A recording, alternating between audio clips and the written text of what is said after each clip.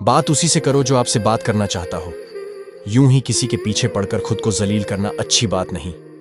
प्यार हो या चांद हो, दूर से ही अच्छा लगता है, क्योंकि मिलने के बाद उसमें दाग नजर आने लगते हैं। और हम तो दिल के साफ थे, इसीलिए दिमाग वालों से हार गए। मत खोलो मेरे किस्मत की किताब को। हर उस शख्स ने दिल दुखाया है जिस पर नाज था। प्यार की पहली निशानी कुछ भी हो, लेकिन आखिरी निशानी आंसू ही होती है। तकलीफ तो होती है मेरे दोस्त, लेकिन क्या करें, हम किसी को जबरदस्ती अपना नहीं बना सकते। वीडियो पसंद आए तो लाइक करें,